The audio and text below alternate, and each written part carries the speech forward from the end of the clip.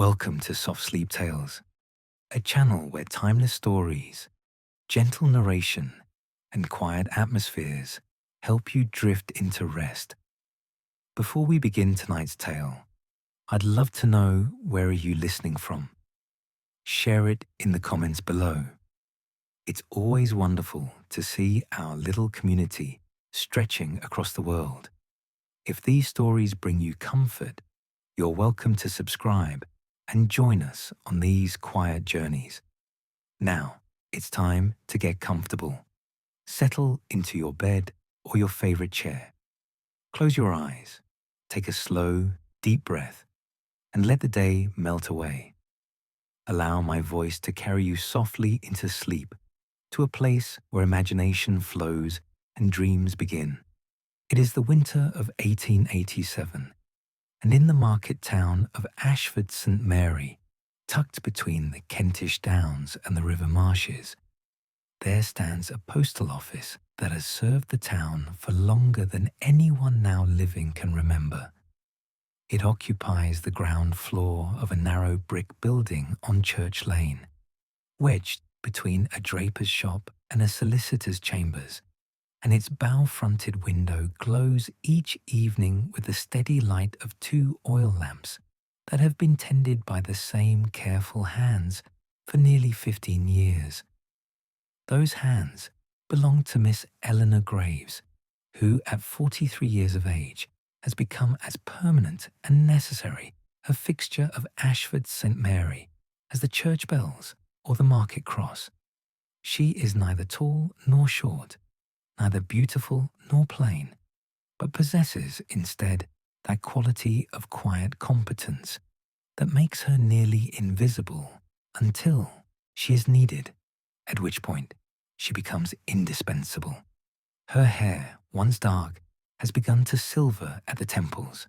Her hands are always clean, her collars always crisp, and her manner toward every soul who enters her small domain is marked by a kindness that asks nothing in return. Tonight, as the February darkness presses against the windows and the fog rolls up from the marshes in great grey billows, Eleanor moves through her closing routine with the practiced grace of ritual. The last customer departed 20 minutes ago, old Mrs. Wyndham, collecting her weekly letter from her daughter in Canterbury. And now, the postal office belongs entirely to Eleanor, and the silence and the soft tick of the bracket clock on the wall behind the counter. She begins, as she always does, with the lamps. There are 5 in total, the 2 in the window, 1 on the counter, 1 on her desk in the small back room, and 1 hanging from a bracket near the door. Each must be checked, the wicks trimmed if necessary, the glass chimneys wiped clean of soot. Eleanor performs this task with a kind of meditation, her movements slow and deliberate, her mind settling into the peaceful emptiness that comes with work done well and often. The lamp oil has a particular smell, not unpleasant, but distinctive, mineral and slightly sweet, and it mingles with the other scents that define this space: the mustiness of old paper, the leather of the postal bags hanging on their hooks, the faint residue of sealing wax, the coal smoke that seeps through the walls from the solicitor's office next door. These smells have become so familiar to Eleanor that she no longer notices them consciously, but they wrap around her like a blanket, confirming that she is where she belongs. When the lamps are tended, she turns her attention to the counter. The day's receipts must be tallied and entered into the ledger, a massive tome bound in green Morocco leather, its pages covered in her own precise handwriting, recording every transaction, every stamp sold, every parcel weighed and dispatched. Eleanor takes pride in this ledger. It represents order in a world that so often seems bent toward chaos. Each column of figures balances perfectly, Each entry is dated and verified. If anyone were ever to audit the Ashford St. Mary Postal Office, though no one ever has, they would find everything in perfect accord. As she works, the fog thickens outside. It transforms Church Lane into something mysterious and vague, muffling the sounds of the town, turning the street lamps into dim halos of amber light. Occasionally, a figure passes, some latecomer hurrying home to supper, coat collar turned up against the damp. But mostly the street is empty, given over to the fog and the darkness and the cold. Eleanor finds this time of evening particularly soothing. The demands of the day are finished. The morning's urgencies have not yet arrived. She exists in this small pocket of time that belongs to no one but herself, accountable to nothing but her own standards of order and care. The scratch of her pen against paper, the gentle hiss of the lamps, the clock's steady heartbeat. These sounds compose a kind of music, the music of solitude and purpose. When the ledger is complete and the counter cleared, Eleanor allows herself a small ritual of comfort. She keeps in the back room a spirit lamp and a brown teapot and a tin of China tea that she orders specially from a merchant in London. Now she fills the kettle from the tap in the small stone sink, lights the spirit lamp, and sets the water to boil. While she waits, she removes the pins from her hair. There are always exactly 6, and refastens it in a looser arrangement that will not pull at her scalp. She unbuttons the top button of her high collar. She breathes. The back room is even smaller than the front office, barely large enough for a desk, a chair, a set of shelves crammed with supplies, and a narrow window that looks out onto the brick wall of the building behind. But Eleanor has made it her own small sanctuary.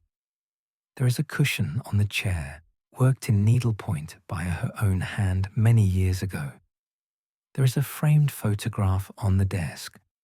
Her parents, long deceased, standing stiffly before the door of their cottage.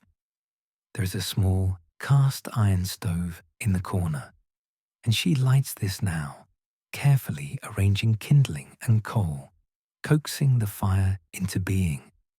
As the flames catch and begin to crackle, as the kettle starts to sing, Eleanor feels the day finally, truly releasing its hold on her. Her body relaxes, her thoughts grow soft and wandering.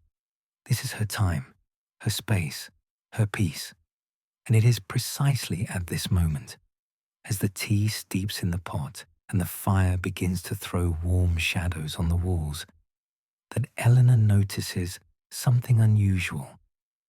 There is a parcel on the sorting shelf that she does not remember placing there.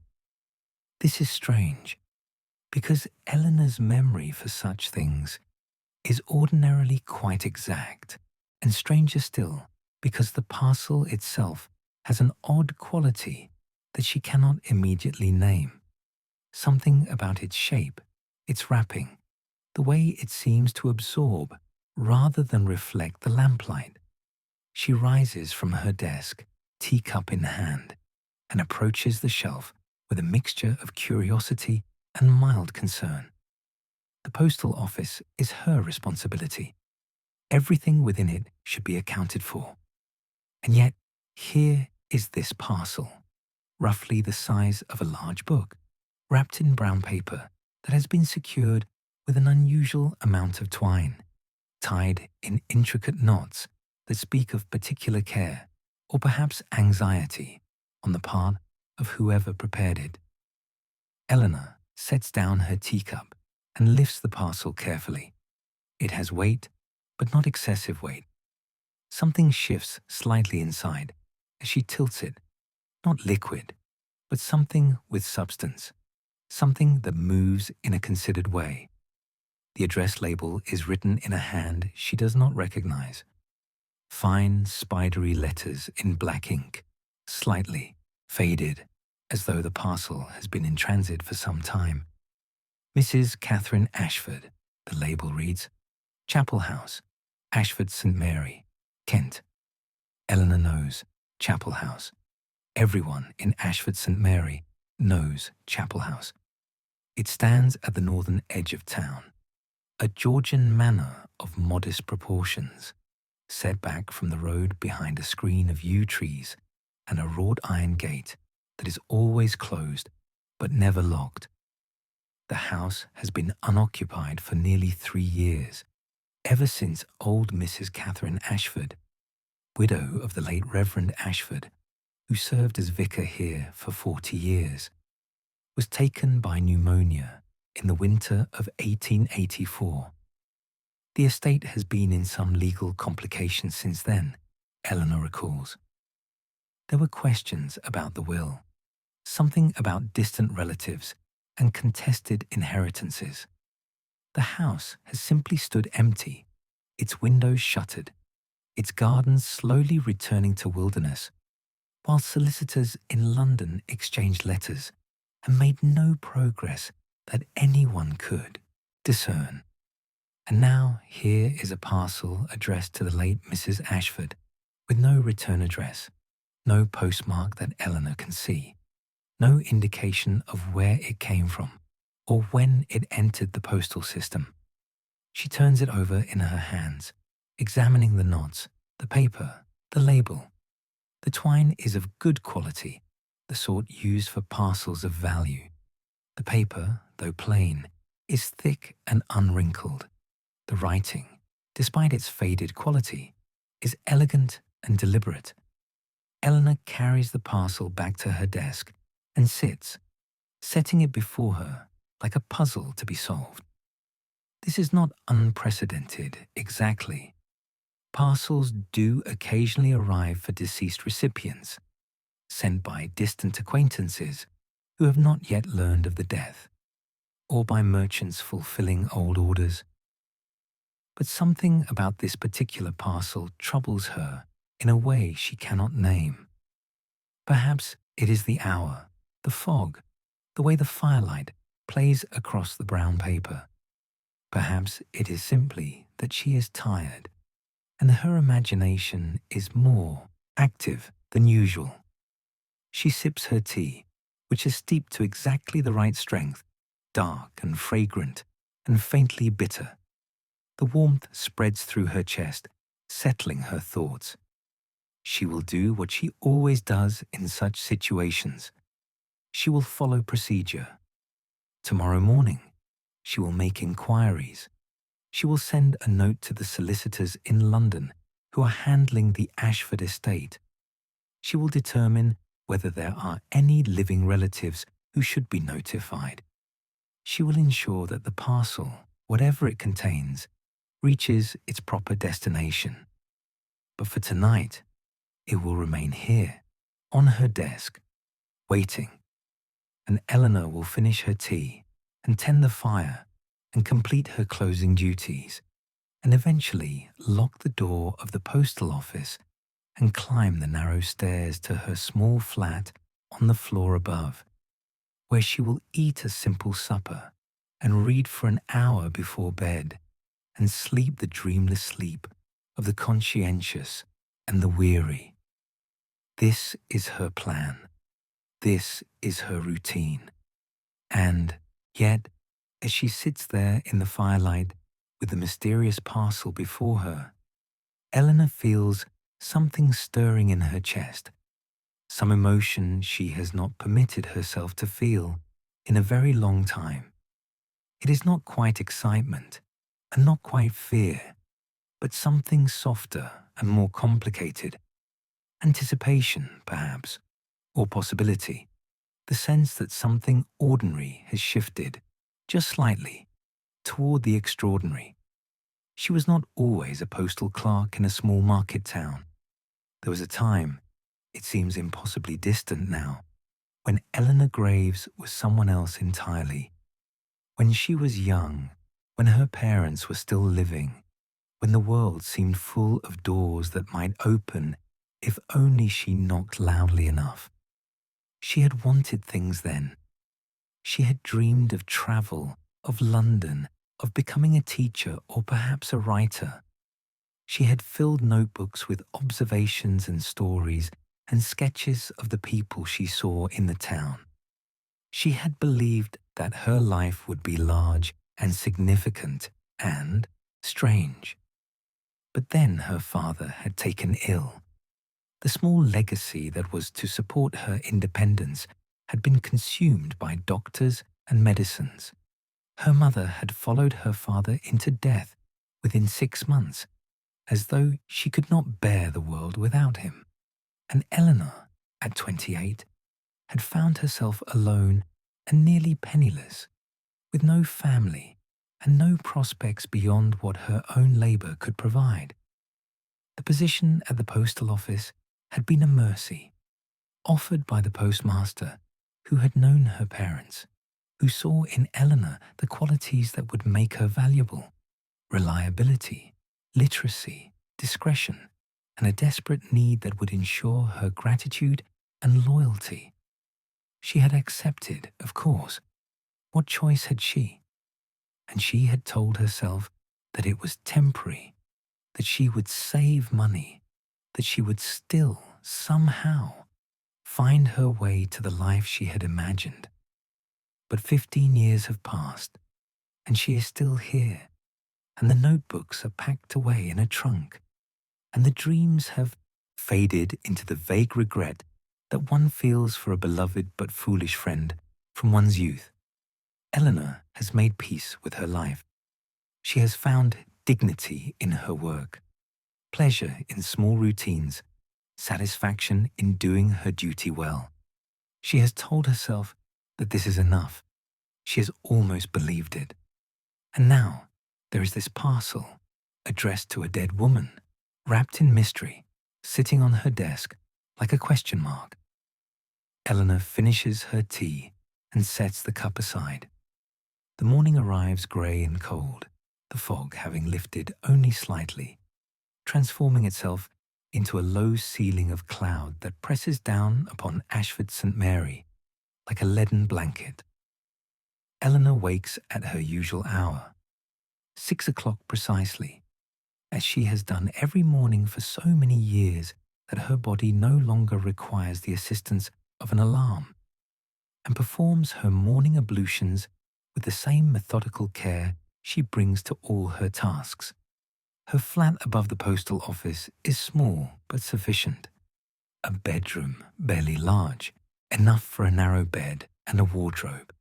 A sitting room with a horsehair sofa and a bookshelf and a window overlooking Church Lane, and a tiny kitchen where she prepares her simple meals. The walls are papered in a pattern of faded roses. The floorboards creak in familiar places. It is not grand, but it is clean and warm and entirely her own, and Eleanor has learned to find contentment in such modest blessings. She dresses in her usual fashion: a grey wool skirt, a white shirtwaist, a dark blue cardigan against the morning chill, and pins her hair into its customary arrangement. She breakfasts on porridge and tea, standing at the kitchen counter because it seems wasteful to set the table for one person. Through the window, she can see the town beginning to wake, the baker's boy making his rounds, the lamplighter extinguishing the street lamps, the first customers arriving at the greengrocer's across the way. By 7 o'clock, she has descended the stairs and unlocked the postal office. The smell of lamp oil and paper envelops her like a familiar embrace. The fire in the back room has gone out overnight, and she rebuilds it now, her hands moving through the ritual without conscious thought. Crumpled newspaper, kindling arranged in a careful pyramid, 3 lumps of coal positioned just so. The match flares, the kindling catches, the coal begins to glow. While the office warms, Eleanor attends to the morning's first duties. There are postal bags to be sorted, letters to be arranged by route, the day's stamps to be counted and readied.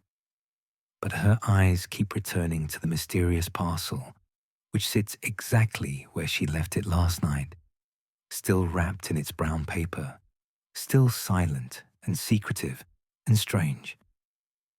At 8:30, Eleanor unlocks the front door and turns the sign to open.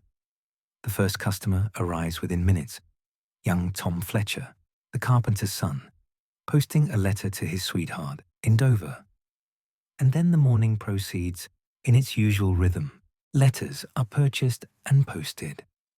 A parcel of fabric samples arrives for the draper next door. Mrs. Pemberton, the doctor's wife, comes in to complain about a package that should have arrived from London 3 days ago, but has not yet appeared. Eleanor listens with patient sympathy and promises to make inquiries with the regional sorting office. Between customers, during the quiet moments, Eleanor composes a letter in her careful hand. Messrs. Whitcomb and Sons, Solicitors, 14 Gray's Inn Square. London, dear sirs. I write to inquire regarding the estate of the late Mrs. Catherine Ashford of Chapel House, Ashford St. Mary. A parcel addressed to Mrs. Ashford has arrived at this postal office, bearing no return address and no visible postmark. As I understand the house remains unoccupied pending settlement of estate matters, I wish to determine the proper recipient for this item. I remain at your service for any clarification you may require. Yours faithfully, Miss Eleanor Graves, Deputy, Postmistress, Ashford St. Mary. She reads the letter through twice, checking for errors in grammar or tone, then folds it neatly and addresses an envelope. She will post it this afternoon when the London mail is collected. Until then, the parcel will remain in her custody, waiting for whatever answer the solicitors might provide. But as the morning wears on, Eleanor finds her mind returning again and again to the mystery of it. Who would send a parcel to a woman dead these 3 years? What could it contain that has taken so long to arrive? And why does the parcel itself seem to carry with it such a weight of significance, as though it contains not merely objects, but something more? A story, perhaps, or a secret, or a message meant for ears that can no longer hear. At noon, Eleanor closes the office for her dinner hour. She climbs the stairs to her flat, prepares a simple meal of bread and cheese and cold meat, and sits at her window watching the town go about its business. The clouds have thickened further. A light rain has begun to fall, misting rather than pouring, the sort of rain that seems to have no beginning and promises no end. She thinks about Mrs. Catherine Ashford, whom she remembers only vaguely from her youth. The Reverend Ashford had been a fixture of the town, of course, a tall, spare man with a magnificent white beard, given to long sermons and longer walks across the downs. His wife had been much younger, a graceful woman with dark hair and darker eyes, who played the organ at services and kept to herself otherwise.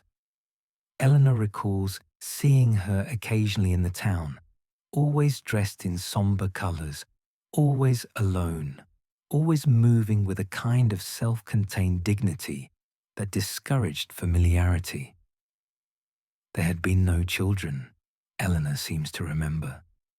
The Ashfords had been one of those couples who exist in a world of two, sufficient unto themselves, requiring nothing from the broader community beyond polite acknowledgement.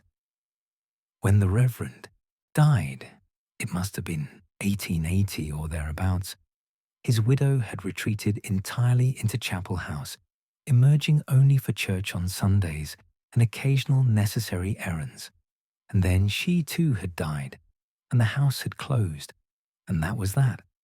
Or so Eleanor had thought. But now there is this parcel, suggesting that somewhere, someone still thinks of Catherine Ashford, still wishes to send her something, still maintains some connection to a woman who has been 3 years in the grave.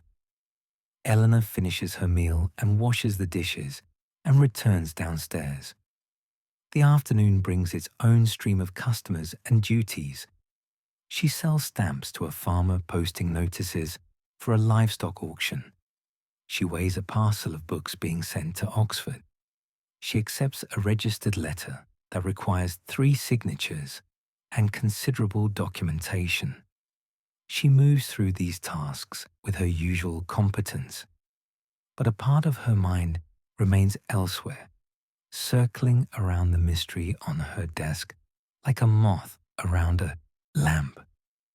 The rain continues through the afternoon, steady and cold, drumming against the windows of the postal office with a sound that is somehow both monotonous and soothing.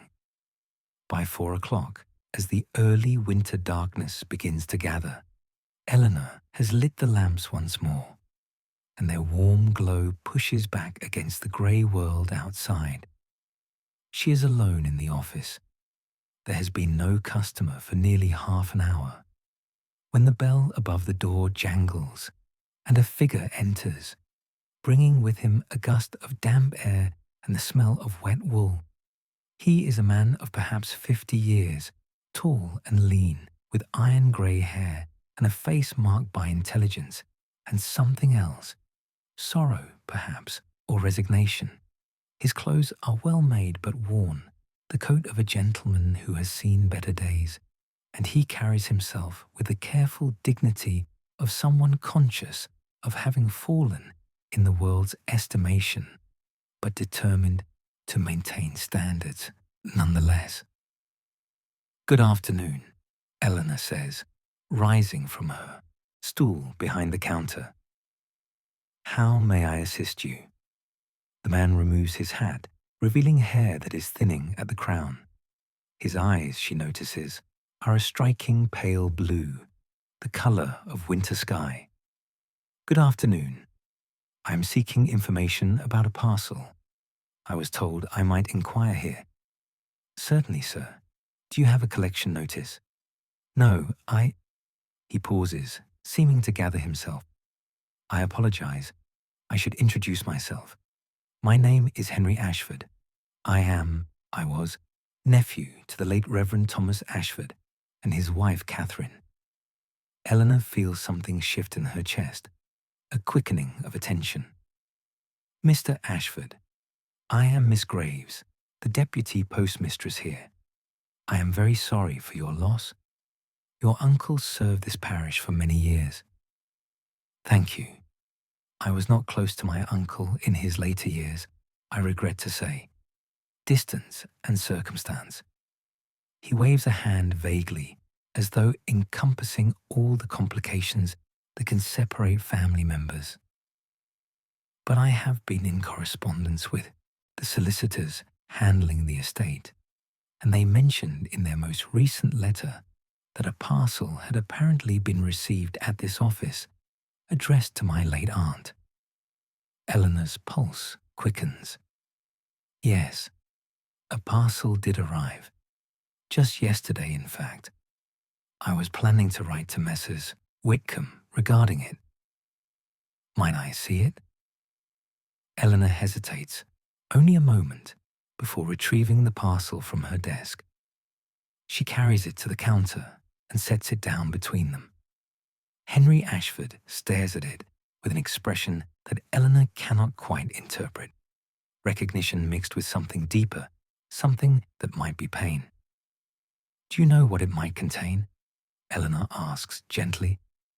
"I believe so, yes."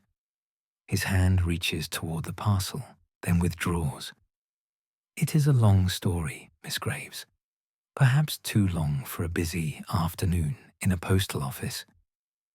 "The afternoon is not particularly busy at present," Eleanor says. "And if you are to collect the parcel, I will need to complete certain documentation. There, is no hurry. Would you care to sit?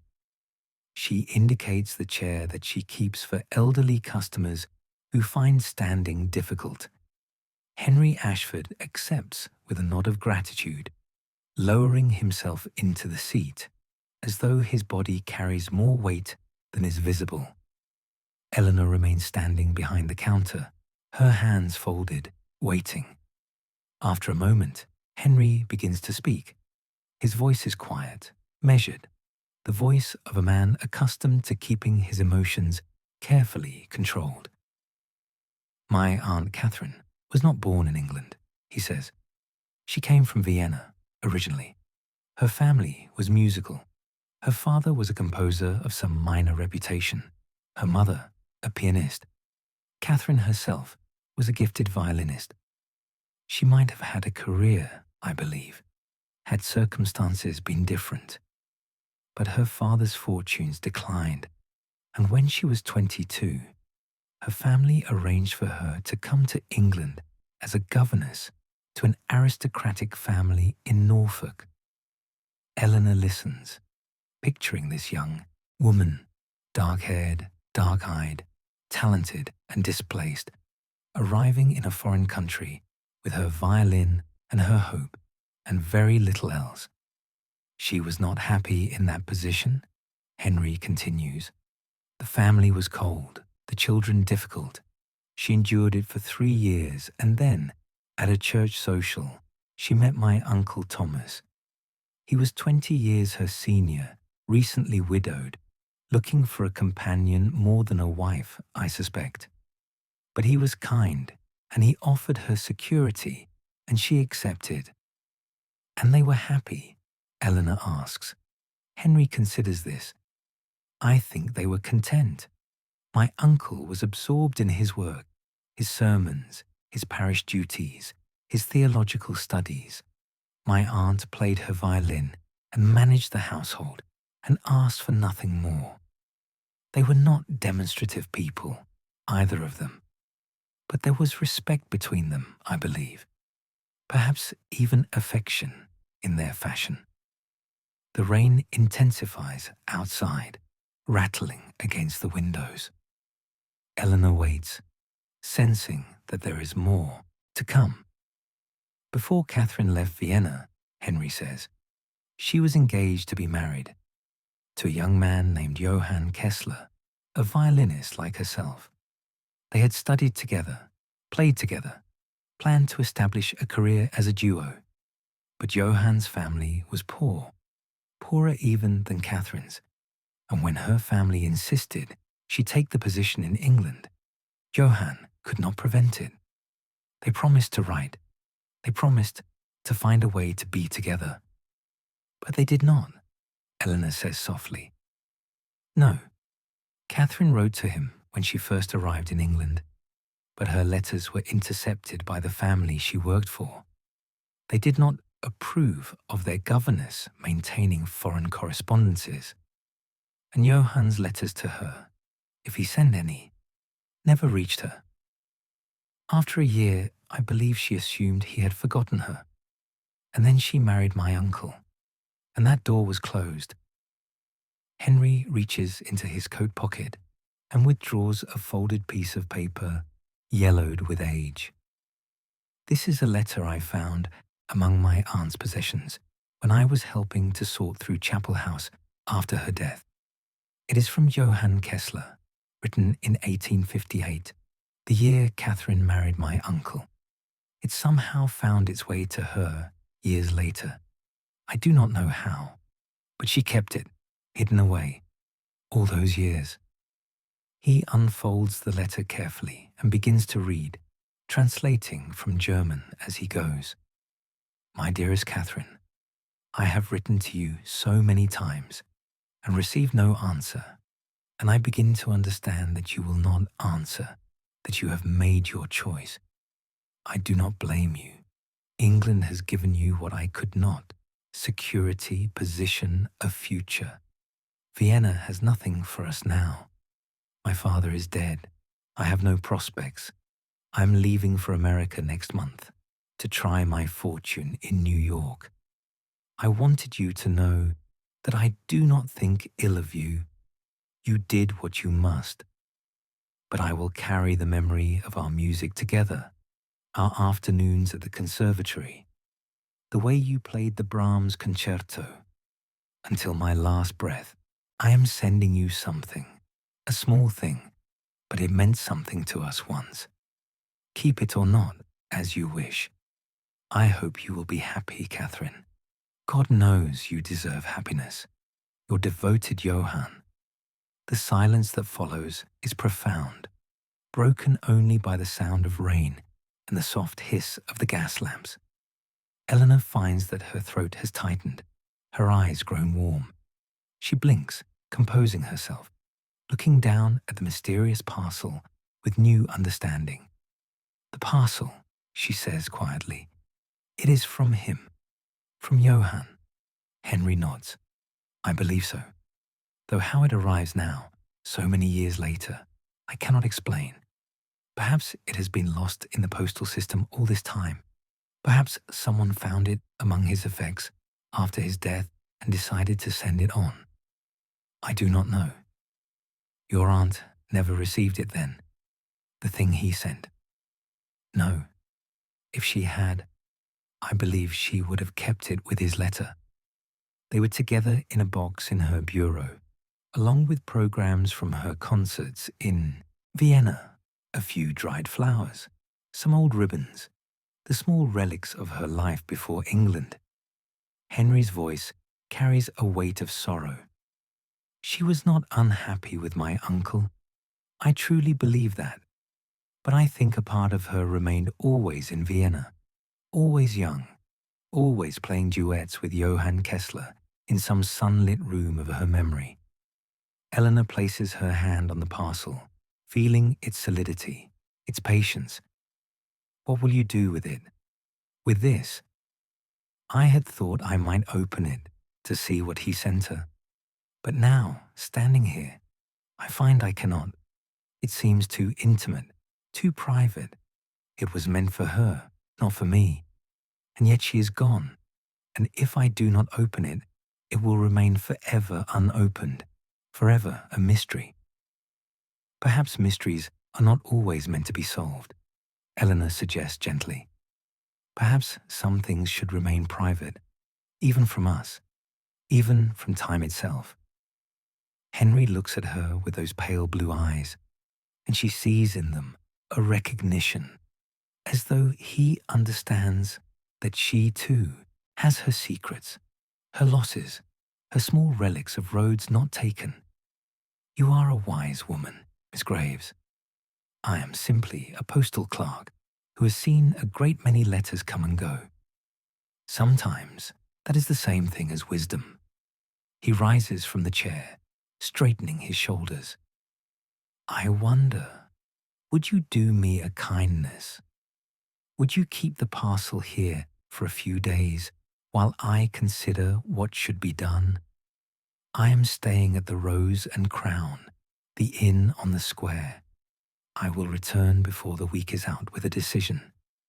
Eleanor inclines her head. Of course, it will be safe here. Thank you. He replaces his hat, preparing to face the rain once more. You know, Miss Graves, my aunt used to speak sometimes of the importance of letters, of the postal system.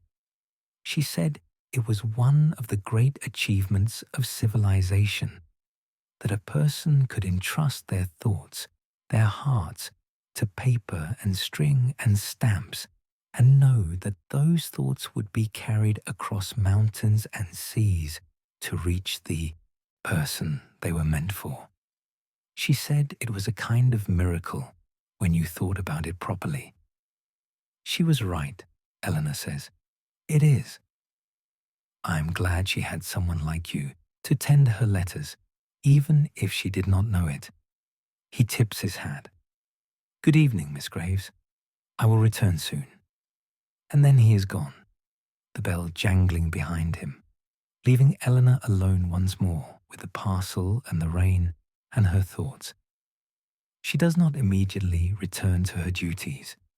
Instead, she stands very still behind the counter, her hand still resting on the brown paper, feeling the presence of all the lost messages and undelivered words that haunt the world like ghosts.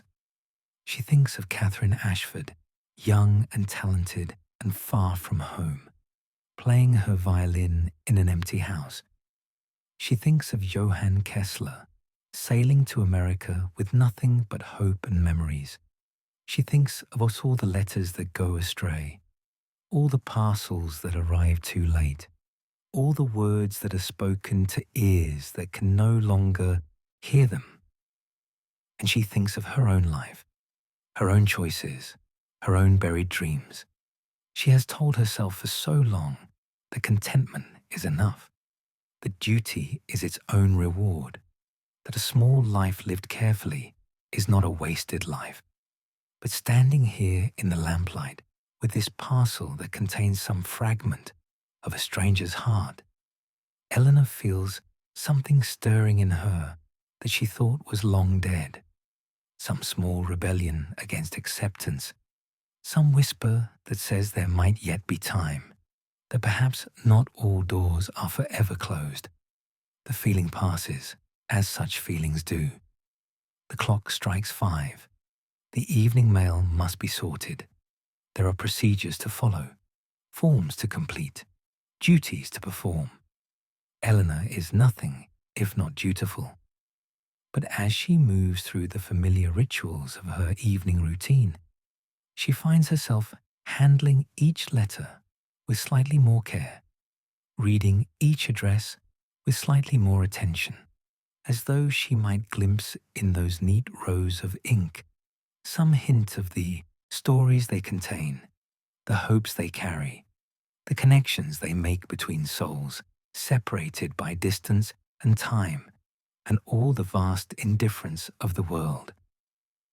When the office is finally closed and she climbs the stairs to her flat, Eleanor does not light the lamps immediately.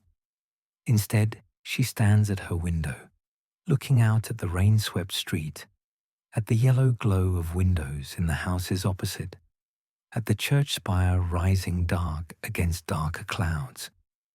She thinks about Catherine Ashford, buried in the churchyard beneath that spire, never knowing that somewhere Johann Kessler had sent her one last message, one last proof that she had not been forgotten. Eleanor makes her tea, builds her fire, prepares her simple supper. But tonight these rituals feel different somehow, not empty but full of meaning, not routine but ceremony. She is caring for herself, she realizes, in the same way she cares for the letters and parcels entrusted to her. She is treating her own life as something valuable, something worthy of attention and respect. It is a small revelation, but not an unwelcome one. As she settles into her chair with a book, as the fire crackles and the rain drums its soft percussion against the glass, Eleanor allows herself to feel something very close to peace. The following day dawns clearer, the rain having passed, leaving behind a world washed clean and strangely luminous beneath a high, pale sky. Eleanor wakes with the sense that something has shifted, though she cannot name precisely what. Her morning routine proceeds as usual, yet she finds herself moving through it with greater attention, noticing details she has overlooked for years. The way the winter light falls through her bedroom window, the particular creak of the third stair from the bottom, the smell of tea leaves as she measures them into the pot. The postal office, when she opens it at 7, seems somehow different as well. The same lamps, the same counter, the same shelves filled with parcels and postal bags.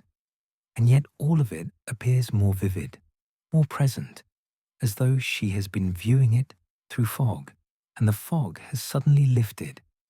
She is sorting the morning's mail, a task so familiar It requires no conscious thought. When Henry Ashford appears once more, he arrives earlier than she expected, just past 8 o'clock, and his expression carries a determination that was absent yesterday.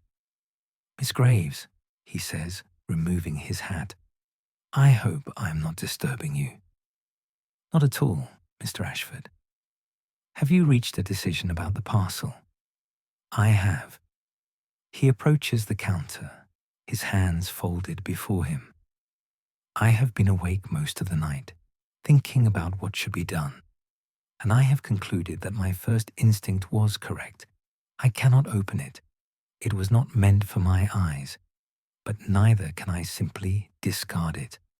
That would dishonor both my aunt's memory and Mr. Kessler's intention."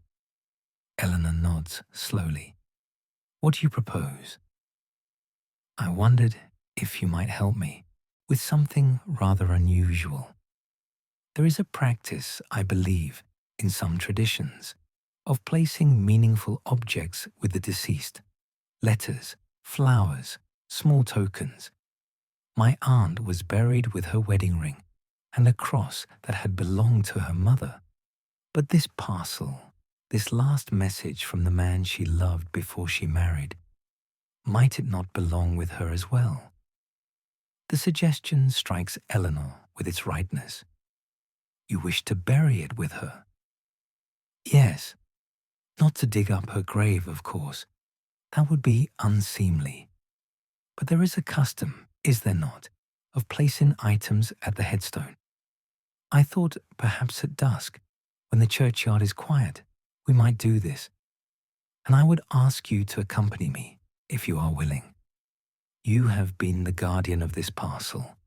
It seems fitting that you should see its journey completed." Eleanor considers this. It is irregular, certainly. It is outside the scope of her duties. She should probably refuse, should maintain proper professional distance, should not involve herself in the private sorrows of strangers. But she finds that she does not want to refuse. She finds, instead, that she wants very much to see this story concluded, to know that Catherine Ashford's last message has reached her, even if she cannot read it. "I would be honored to accompany you," Eleanor says quietly. Relief floods Henry's face.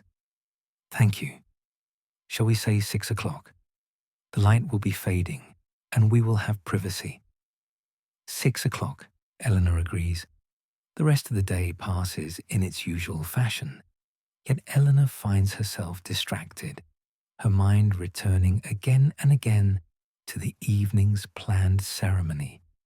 She tends to customers and processes mail and completes all her duties with her customary efficiency. But a part of her is already in the churchyard, already standing beside Catherine Ashford's grave, already participating in this small ritual of remembrance and closure. When 5 o'clock arrives and the last customer departs, Eleanor closes the office early, something she almost never does, and climbs to her flat to prepare. She changes into her best black dress, the one she wears to church on Sundays. She pins her mother's cameo brooch at her collar. She studies herself in the mirror and sees not merely a postal clerk, but a woman performing a sacred office, a keeper of messages between the living and the dead. At 5:45, she descends to the office and retrieves the parcel. It feels heavier than before, weighted with significance. She wraps it carefully in a clean cloth to protect it from damp, then places it in a leather postal bag and slings the bag over her shoulder. Henry is waiting for her outside the Rose and Crown as the church bell strikes 6. He too has changed his clothes, and he carries a small spade and what appears to be a metal box. Something waterproof, Eleanor realizes, to protect the parcel from the elements. They walk together through the quiet streets toward the church. the sky is deepening toward indigo, the first stars beginning to appear. Most of the town is indoors, preparing supper, and they encounter no one on their way. The church stands alone on its small hill, its stone walls pale against the gathering darkness, its windows dark. The churchyard spreads around it in familiar disorder, old graves tilting at angles, newer stones standing straight, yew trees casting long shadows across the grass. Henry leads Eleanor to the northeastern corner, where the Ashford family plot is located. There are several stones here. The Reverend Thomas Ashford, his parents, an infant sister who died in 1823. And there, the newest stone, is Catherine's. Catherine Elizabeth Ashford, née Hoffman, 1838, 1884. Her music was a prayer. Eleanor reads the inscription and feels her throat tighten. Henry sets down the spade and the metal box and stands for a moment in silence, his head bowed. Then he speaks, his voice barely above a whisper. "Aunt Catherine, I never knew you well. We met only a handful of times. At family gatherings I barely remember. But I have come to know you better in death than I ever did in life, through the things you left behind, your letters, your music, your carefully preserved memories of Vienna. I understand now that you carried within you a whole other life, a life unlived, a self you might have been if circumstances had been different. And I hope that in whatever realm you now inhabit, you have found that self again, that you are playing your violin in some sunlit room, that you are young and happy and free of all the compromises and losses that marked your earthly years." He pauses, composing himself. Eleanor stands beside him, her hands folded, her own eyes damp. "I have brought you something," Henry continues, "something that was sent to you many years ago but never arrived. A message from someone who loved you, who remembered you, who wanted you to know that you had not been forgotten. I cannot give it to you in any material sense, but I can place it here, in the earth, near your resting place, so that in some symbolic way the message reaches you at last." Henry kneels on the grass before Catherine's headstone and begins to dig with his spade. The earth is soft from the recent rain, yielding easily, and soon he has created a small hole, perhaps a foot deep, at the base of the stone. Eleanor watches as he opens the metal box and places inside it the parcel, still wrapped in its cloth. He closes the box carefully, ensuring the seal is tight, then lowers it into the hole. "Would you like to say anything, Miss Graves?" he asks, looking up at her. Eleanor had not expected this. She is not family. She is simply a postal clerk who happened to receive a misdirected parcel. And yet, standing here in the gathering darkness, she feels that she has earned the right to speak, that her guardianship of this message, brief though it was, creates a connection across time to the woman buried beneath this stone. "Mrs. Ashford," Eleanor says, her voice steady despite her emotion, "I did not know you in life, but I have come to feel that I understand something of what you carried within you, the memory of a different life, a different self. I think many of us carry such memories. I think we all have our Johanns, our roads not taken, our music we stopped playing. I hope that in knowing this, in acknowledging it, you felt less alone. And I hope that wherever you are now, you have found the freedom to become everything you might have been. Your message has arrived. You were not forgotten. You were loved." Henry bows his head. "Amen." Together, they fill in the hole, patting the earth smooth, ensuring that no casual observer would notice anything amiss. When they are finished, Henry rises and brushes the dirt from his knees. The sky has darkened considerably, and the first lamplighters are making their rounds in the streets below. "Thank you, Miss Graves," Henry says quietly, "for your kindness, your understanding, and your words. They meant more than you know." "What will you do now?" Eleanor asks. "Will you stay in Ashford St. Mary?" "Only another day or two. I must return to London, to my wife and my work. The solicitors will continue their business with the estate. Eventually, Chapel House will be sold, I expect, and the proceeds distributed according to my aunt's will. It is all very practical and businesslike, as these things must be. But this," he gestures toward the grave, toward the place where the parcel now rests in its metal box beneath the earth. "This was something else, something that exists outside the realm of law and property, something human." "Yes," Eleanor agrees, "something human." They walk together back toward the town, their pace slow, neither of them eager to conclude this strange and solemn evening. At the gate of the churchyard, Henry pauses. "Miss Graves, may I ask you something personal? You need not answer if you prefer not to." "You may ask." "Do you have a Johann, a road not taken?" Eleanor smiles, a small sad smile that holds within it 15 years of might-have-beens.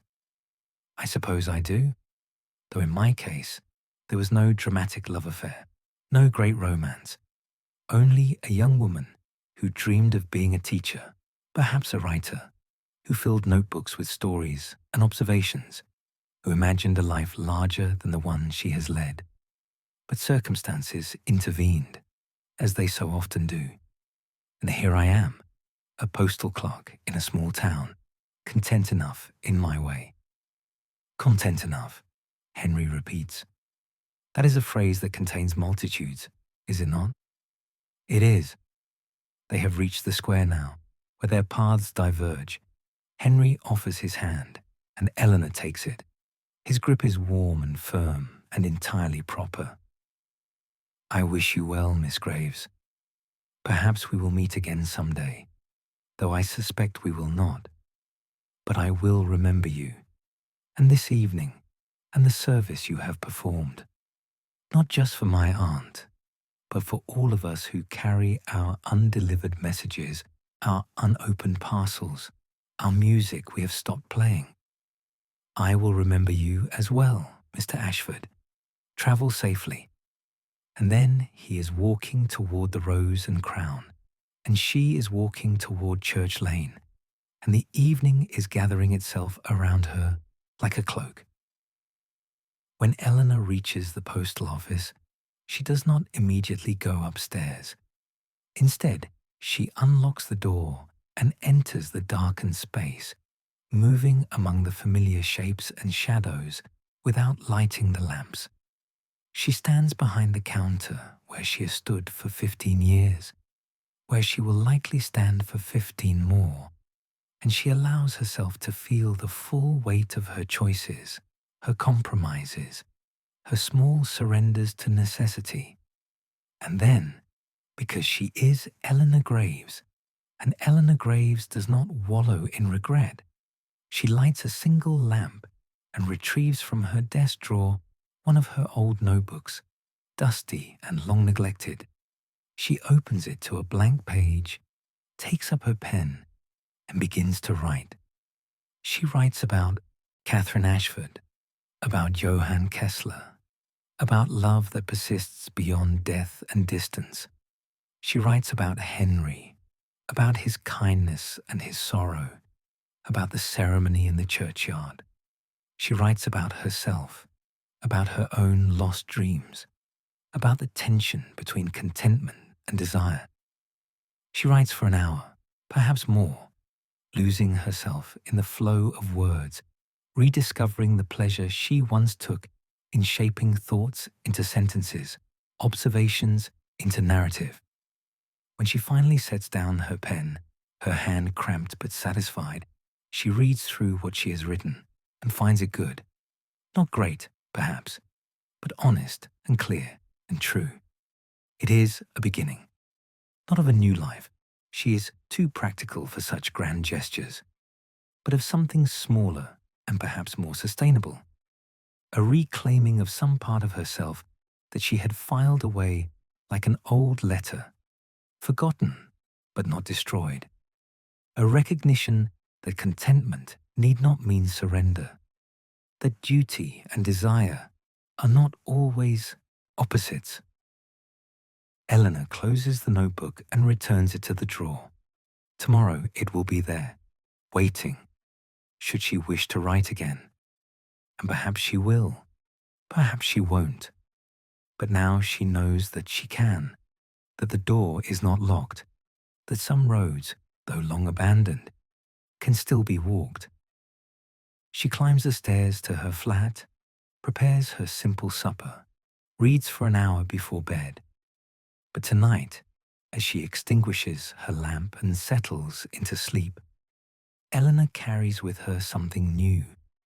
Not happiness exactly, but possibility.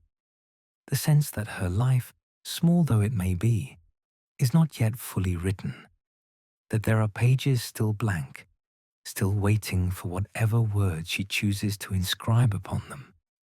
The days that follow settle into their familiar rhythms, yet something essential has changed in Eleanor's experience of them. The work remains the same, letters sorted, parcels weighed, stamps sold, forms completed.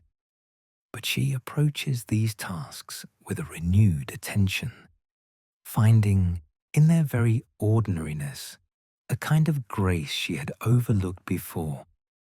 She has begun to write in the evenings, not every evening, but several times each week, filling the old notebook with observations and stories, small sketches of the people who pass through her postal office. Mrs. Pemberton, the doctor's wife, with her perpetual complaints and her secret kindness toward anyone in real trouble.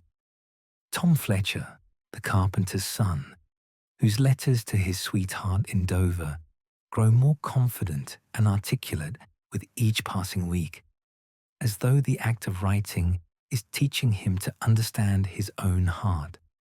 Old Mr. Wyndham, who comes in twice weekly for no reason except loneliness, and who always thanks Eleanor with such genuine gratitude that she understands her patience with him is not merely duty, but charity in its truest sense.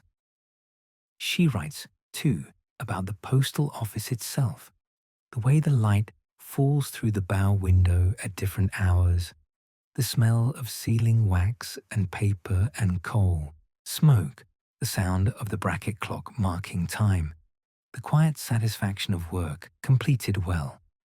She is discovering that her life, ordinary though it is, contains within it sufficient material for volumes, if only she attends to it properly.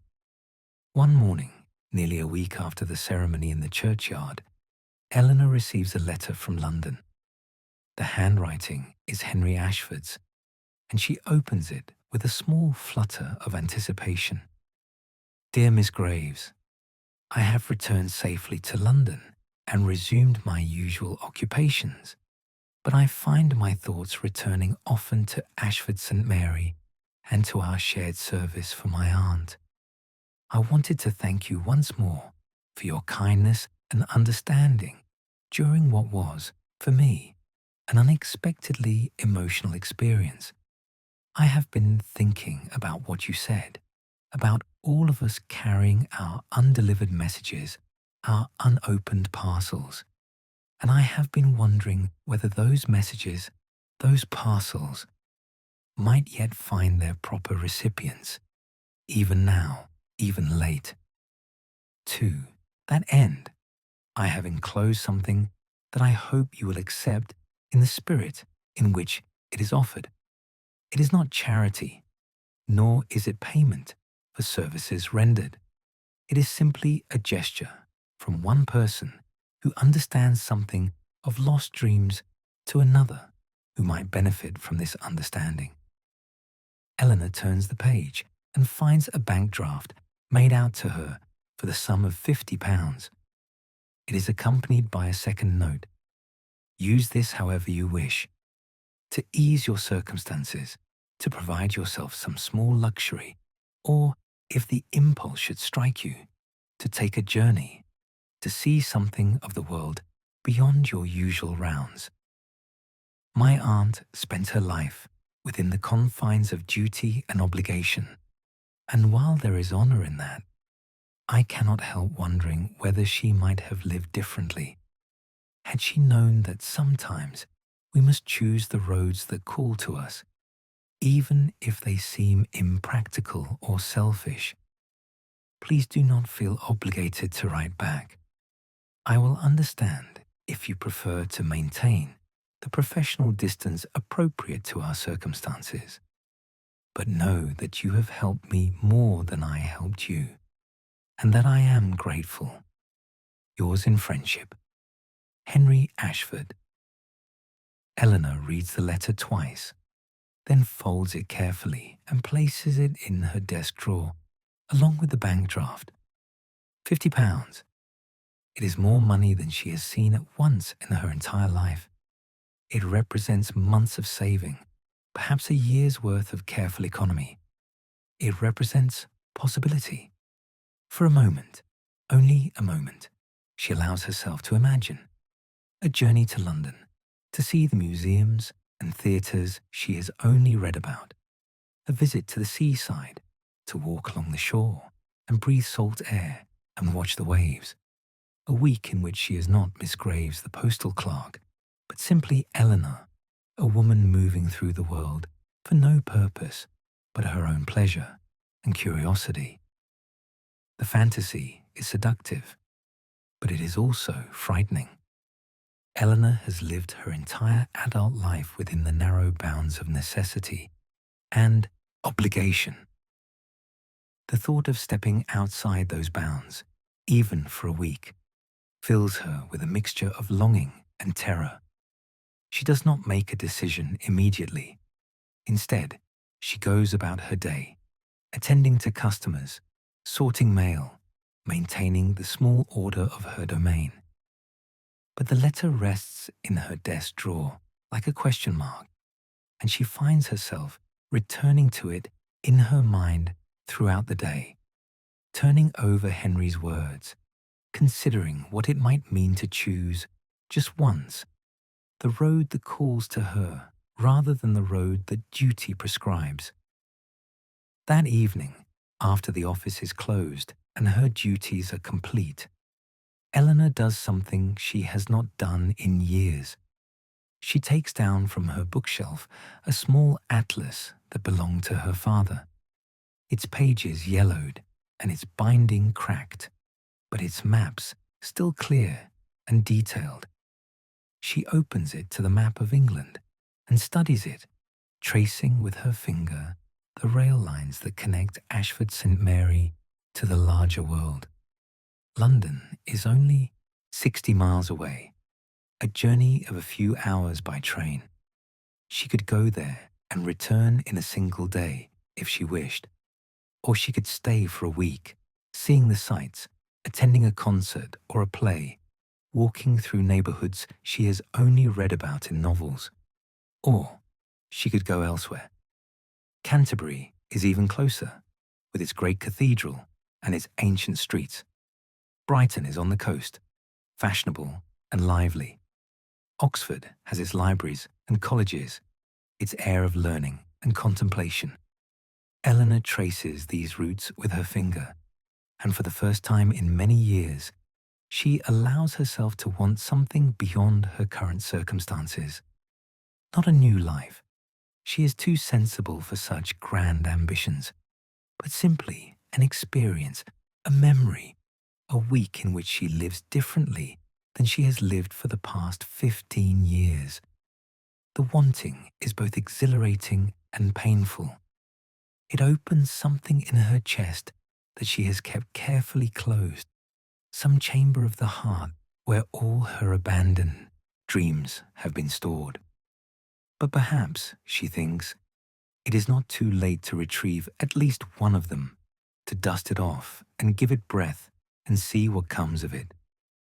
Winter softens towards spring, though the transition is barely perceptible at first. A slightly earlier dawn, a few brave snowdrops pushing through the earth in cottage gardens, a subtle shift in the quality of light. Eleanor continues her work at the postal office with the same diligence she has always shown. But now, there is an undercurrent of anticipation running through her days, a secret knowledge that something is going to change. She has made her decision. She will use Henry Ashford's gift to take a journey, a modest one, sensible and carefully planned, but a journey nonetheless. She will go to London for a week, stay in a respectable boarding house, and see some of the things she has read about all her life, but never witnessed firsthand. The British Museum, the National Gallery, Westminster Abbey, the Thames flowing beneath its many bridges. The decision, once made, brings her unexpected peace. She is not abandoning her duties. She has arranged for Mr. Pemberton, the assistant postmaster, who usually covers for her on her rare days off, to manage the office in her absence. She is not being impractical or irresponsible. She is simply claiming, for 1 week of her 43 years, the right to live for herself rather than for others. She tells no one of her plans except Mr. Pemberton, who accepts the arrangement with his usual equanimity. To her customers, to the town, she remains simply Miss Graves, the postal clerk, reliable as the sunrise, as permanent as the church bells. Only she knows that beneath this familiar surface, something is stirring, some long dormant part of herself awakening, stretching, preparing to emerge. In the evenings, she pores over guidebooks borrowed from the tiny lending library above the draper's shop. She makes lists of museums and galleries and churches she wishes to visit. She studies maps of London, memorizing street names and underground stations. She is thorough in her planning, as she is thorough in everything. But now this thoroughness serves joy rather than merely duty. One afternoon, as March slides toward April and the first warm sunlight touches the streets of Ashford St. Mary, Eleanor is sorting the afternoon post when she comes across a parcel addressed to herself. This is unusual. She receives little mail beyond occasional letters from distant cousins and bills from tradesmen, and she turns the parcel over in her hands with puzzlement. The return address is unfamiliar, a bookshop in London in Bloomsbury. Eleanor opens the parcel carefully and finds within it a volume bound in green cloth, its title stamped in gold, European Travel, A Guide for the Independent Woman, by Margaret Thornton. A note, written in a hand she now recognizes, is tucked between the first pages. Dear Miss Graves, I happened upon this in a bookshop near my office and thought of you. Whether you decide to travel or not, I hope you will accept it as a token of our shared understanding. The author was a friend of my late wife's, a redoubtable woman who spent 20 years traveling throughout Europe, often alone, and who believed firmly that women should have the same freedom of movement and experience as men. I will be in Ashford St. Mary briefly next week on business related to the estate. If you are agreeable, I would be pleased to call upon you at the postal office, that I might learn whether you are well and whether my small gift was of any assistance to you. Yours, H.A. Eleanor sits down at her desk, holding the book, feeling its weight and promise. She opens it and reads the introduction, in which Margaret Thornton describes her first journey abroad, a trip to Paris undertaken at the age of 45, after years of keeping house for her invalid father. I had thought my life was settled, Thornton writes, that all doors were closed, that I would live and die without ever having seen the things I dreamed of as a girl. And then my father passed away, and I found myself, for the first time in my life, free. The freedom was terrifying, but I discovered that one can learn to bear terror, and that on the other side of terror lies something very like joy. Eleanor reads these words and feels tears prick her eyes. She has thought of herself as content, as resigned, as someone who has made her peace with a small life lived carefully. But perhaps, she thinks, there is no such thing as being fully resigned. Perhaps in every heart, no matter how carefully disciplined, there lives some small flame of longing that cannot be entirely extinguished. Henry arrives the following Tuesday in the late afternoon when the office is quiet. He looks well, Eleanor thinks, less burdened than when she first met him, as though the ceremony in the churchyard has lifted something from his shoulders. They speak for a time about ordinary things, the weather, the progress of the estate settlement, London gossip. And then Henry says, with careful casualness, "Did you receive the book I sent?" "I did. Thank you. It was very thoughtful." "And have you given any consideration to my suggestion about taking a journey?" Eleanor hesitates, then decides that honesty is owed to this man who has been honest with her. "I have. In fact, I have made plans to go to London next month, for a week. I will stay in a boarding house in Bloomsbury and see something of the city." Henry's face breaks into a genuine smile, the first she has seen from him. "Miss Graves, I am delighted to hear it, truly delighted. And I hope you will allow me to provide some practical assistance. My wife and I live in Kensington. We have a modest house with a spare room that is rarely used. If you would consent to stay with us instead of in a boarding house, you would be most welcome. My wife would be pleased to have company, and it would ease my mind to know you are comfortably situated." Eleanor is taken aback by the generosity of the offer. "Mr. Ashford, I couldn't possibly impose. It would not be an imposition. And please, call me Henry. I think we have moved beyond formality, you and I."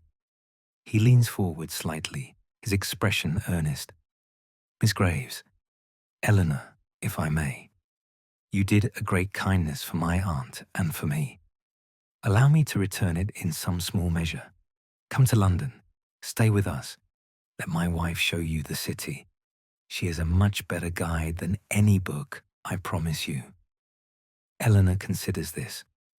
Every instinct of propriety and caution tells her to refuse, to maintain proper distance, to avoid becoming entangled in the lives of people she barely knows. But another voice, quieter but more insistent, says that this is precisely the sort of opportunity that comes rarely in life, that must be seized when it appears, or else regretted forever. "If you're certain it would not be an inconvenience," she says, slowly, "then yes, I would be grateful to accept your hospitality." "Excellent. Then it's settled." And so, on a bright morning in April, Eleanor Graves closes the door of the postal office behind her, Mr. Pemberton having already arrived to take up his temporary duties, and walks to the station with a small travelling case in her hand. and her heart beating with equal measures of excitement and trepidation. The train carries her through the awakening countryside, past fields turning green with new growth, past villages where church spires rise against the spring sky, past the scattered evidence of lives being lived in ways she can only imagine. She watches through the window as the landscape changes from rural to suburban to urban, as the buildings grow taller and closer together, as the very air seems to thicken with smoke and possibility. Henry and his wife Margaret are waiting for her at the station, and Margaret, a woman of Eleanor's own age with kind eyes and a direct manner, embraces her as though they have known each other for years rather than minutes.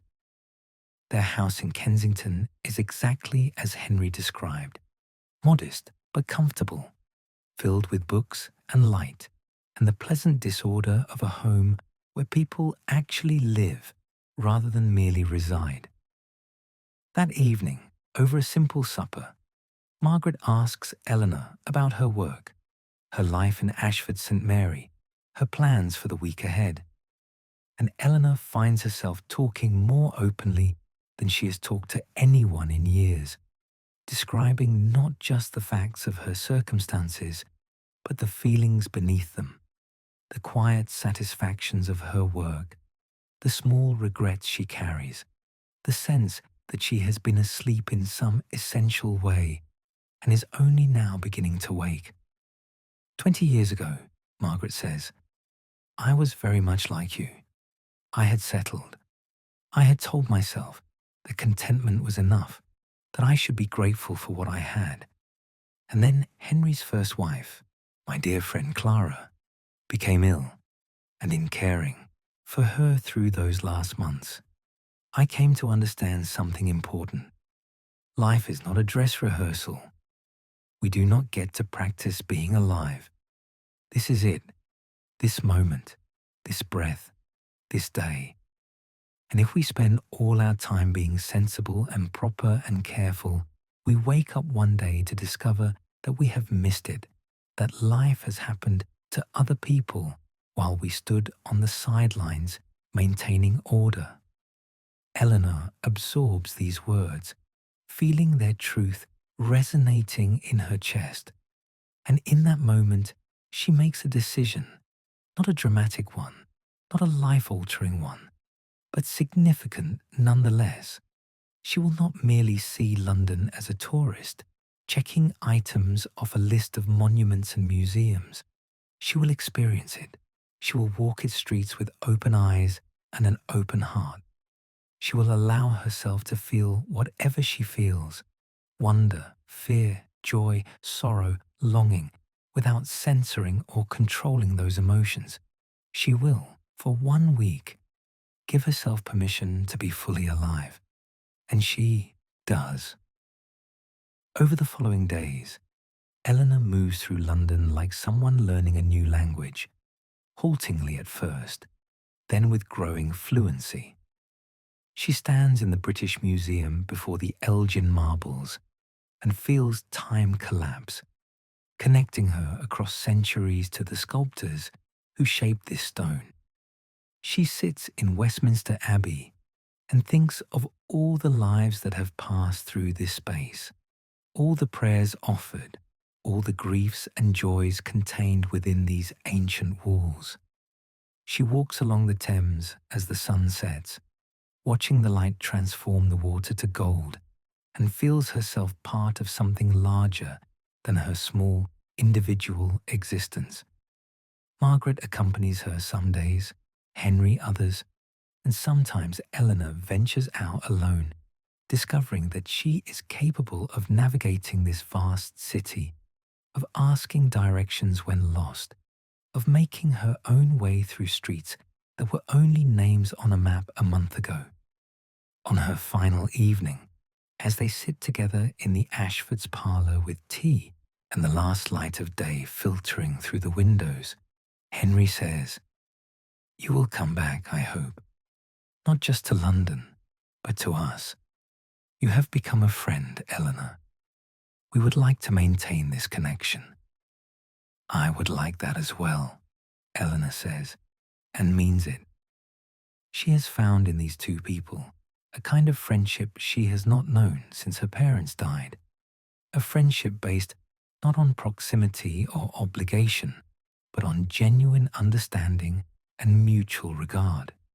The journey back to Ashford St. Mary the next morning is not sad, though Eleanor knows she is returning to her ordinary life, to the postal office and its predictable routines, to her small flat and her small duties. Because she understands now that ordinary does not mean empty, that a small life can still be a full life, that she can carry within her the memories and insights of these past days and allow them to transform how she experiences the everyday.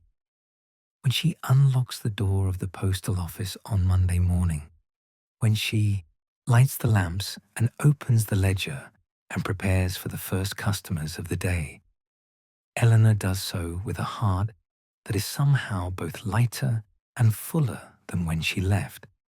She has not abandoned her post. She has not forsaken her duties, but she has claimed for herself the right to be more than merely dutiful, to be curious, adventurous, alive to possibility. The parcel that started all of this, Catherine Ashford's last message from her lost love, rests now in the earth beside her grave, its contents forever unknown, but its purpose fulfilled.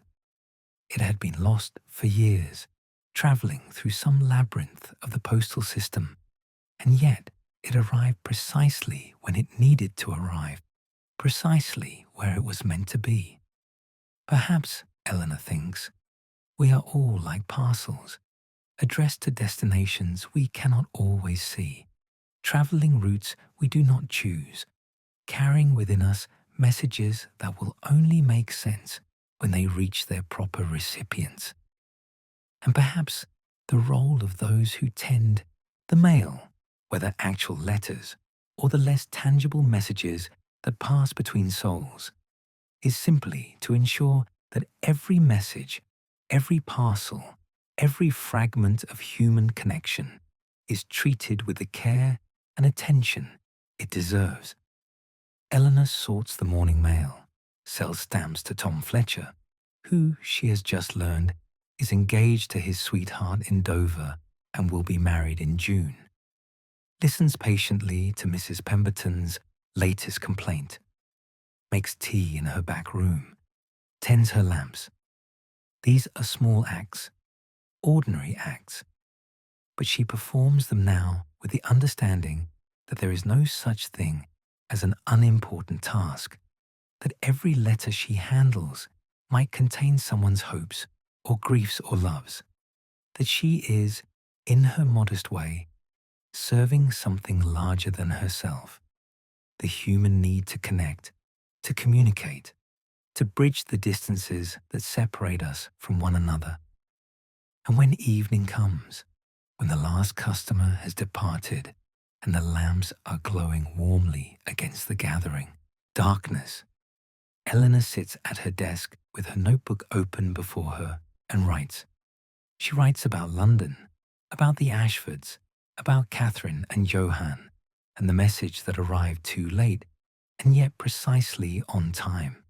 She writes about herself, about transformation, about the way a single week can shift everything while changing nothing.